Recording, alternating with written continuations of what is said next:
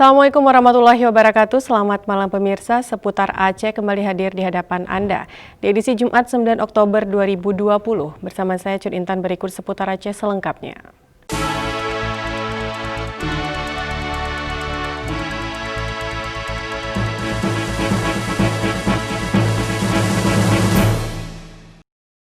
Pemirsa, cegah pencegahan COVID-19 dengan mengingat pesan Ibu. Selalu terapkan 3M, yaitu memakai masker, mencuci tangan, dan menjaga jarak. Bersama kita putuskan rantai penyebaran virus corona menjadi Indonesia sehat, Indonesia maju.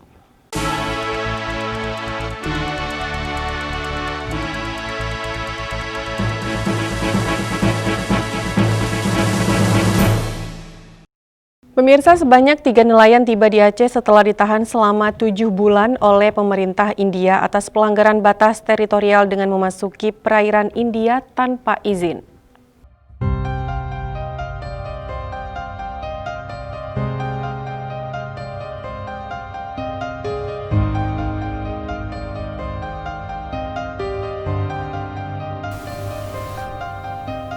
Wakil Ketua Tim Penggerak PKK Aceh Diah Erti Dawati bersama Kepala Dinas Sosial Aceh Al-Hudri menyambut kepulangan 3 nelayan Aceh yang hampir setahun ditahan di Nicobar, India. Setelah melalui jalan panjang, pemerintah Aceh akhirnya berhasil memulangkan ketiga nelayan ini.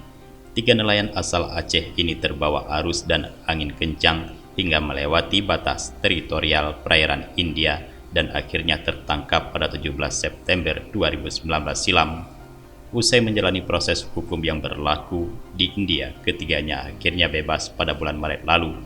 Namun kondisi pandemi COVID-19 yang membuat banyak negara melakukan lockdown membuat proses pemulangan ketiga warga negara Indonesia ini sempat mengalami kendala. Dari data KBRI di New Delhi, India, setidaknya masih ada sebanyak 50 warga negara Indonesia yang belum dapat bisa dipulangkan di India lantaran masih harus menjalani proses hukum dan juga kondisi pandemi yang masih membuat akses keluar dan masuk ke India diperketat.